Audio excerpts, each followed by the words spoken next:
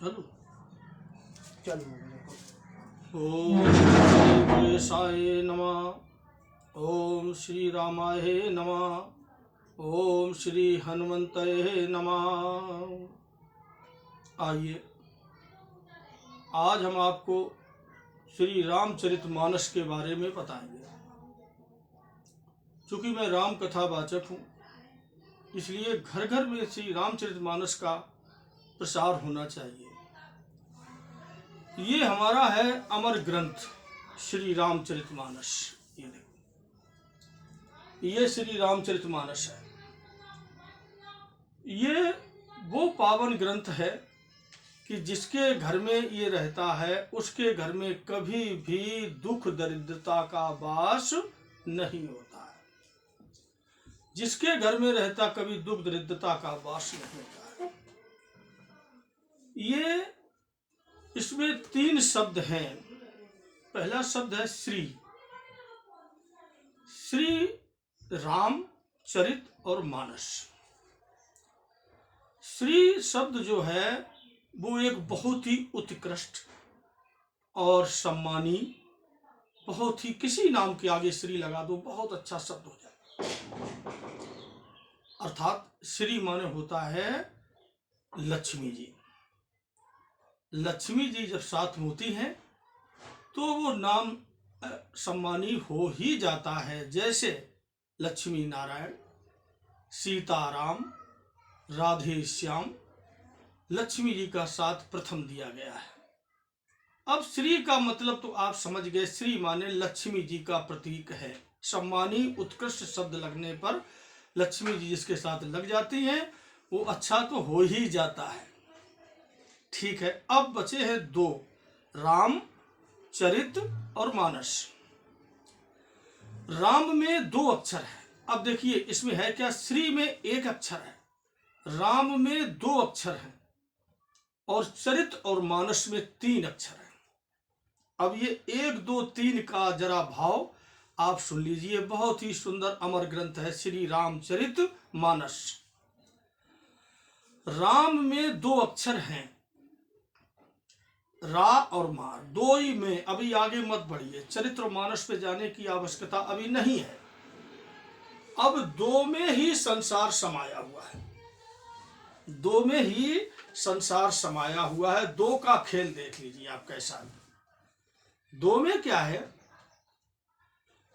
कि 2 ही चीज में देखिए, राम 2 अक्षर का, सीता 2 अक्षर की, पाप 2 अक्षर का, पुण्य 2 अक्षर का, सुख 2 अक्षर का, दुख 2 अक्षर का, धर्म 2 अक्षर का, अपशु 2 अक्षर का, सती 2 अक्षर का।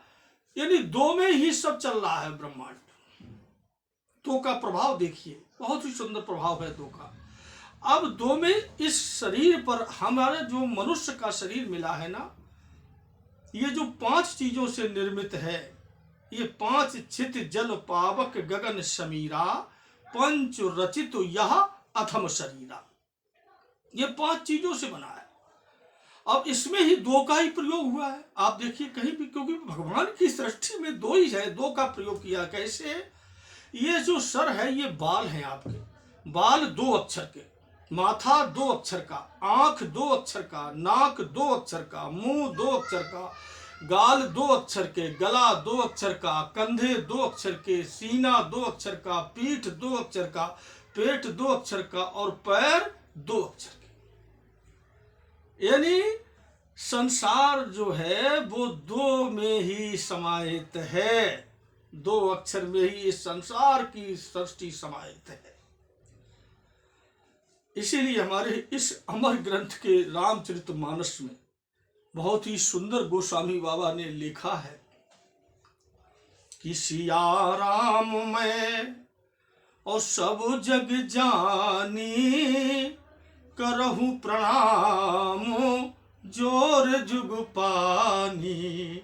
सिया राम में, सिया राम में संसार है, सिया राम में संसार है। अब आप एक बात समझिए कि जब दो ही में राममय संसार, राममय जब सब चीज राममय है, तो जब दो का ज्ञान मनुष्य को हो जाएगा तो वो अच्छा चरित्रवान, अच्छा मनुष्य बन ही जाएगा। यही सिखाता है ये अमर ग्रंथ हमारा श्री रामचरित मानस।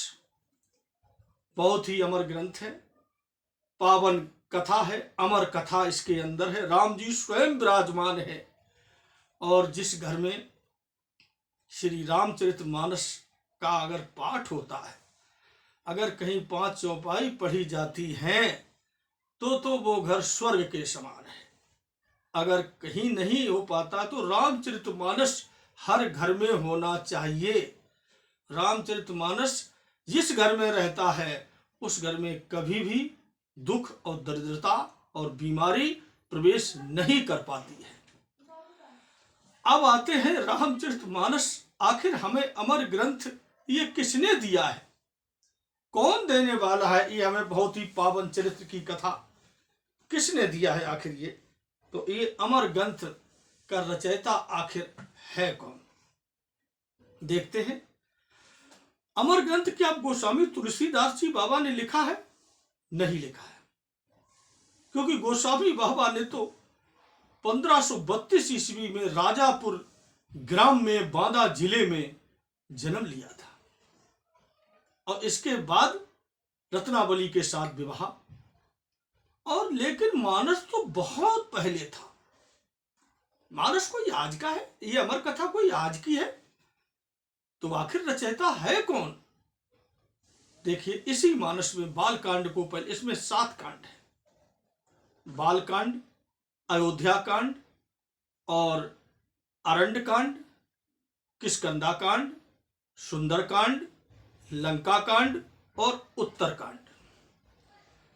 अब इसमें पढ़ने की विधि क्या है? इसमें पढ़ने की विधि ये है कि अगर इसमें 2 तरीके से पढ़ा जाता है। अगर इसमें 9 दिन में इसको समापन करना है, अगर इसका समापन 9 दिन में करना है, तो इसमें पारायण बनाया गया है, नवा पारायण।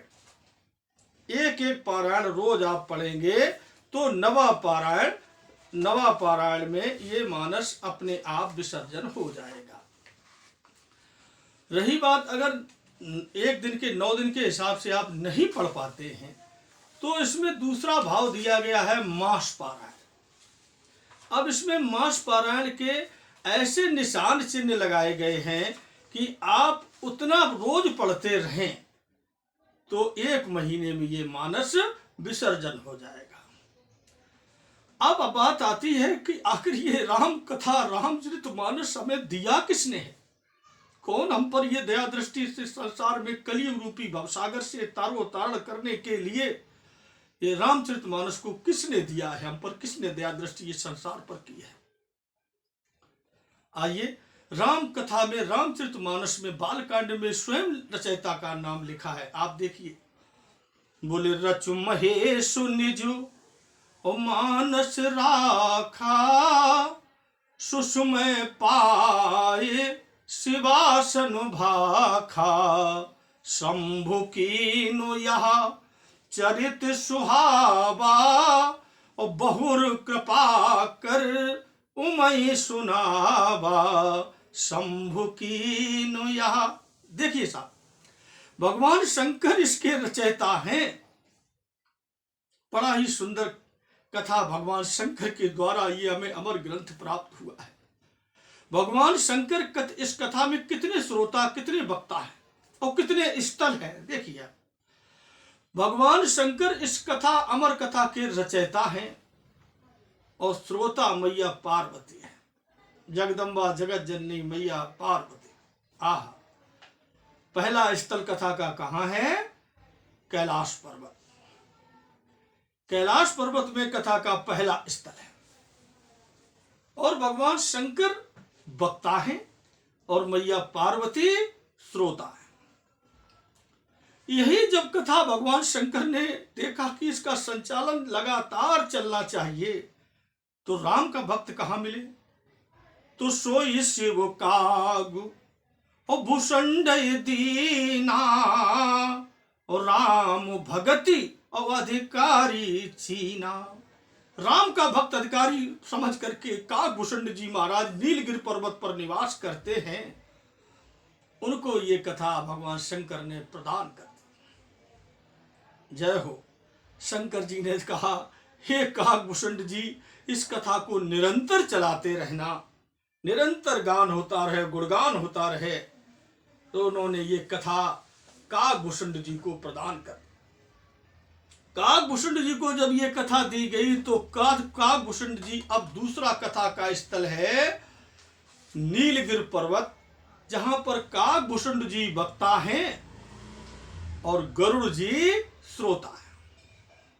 क्या सुंदर राम कथा कहते हैं काकभूषण जी, और गरुड़ जी श्रोता हैं। कितने कल्पों से कथा राम कथा नीलगिरि पर्वत पर चलती है। बोले जाहि बसहि और सुन सो मोय खग ईसा, और बीते कल्प और 20 और 27 कल्प यहां में वास करते करते 27 कल्प, बीते कल्प 7 और 27 कल्प हो गए। निरंतर भगवान राम जी की पावन कथा नीलगिरि पर्वत पर काकभूषण जी गरुड़ जी को सुनाते हैं, जहां काकभूषण जी श्रोता वक्ता हैं और गरुड़ जी महाराज श्रोता है। आइए यही कथा फिर आगे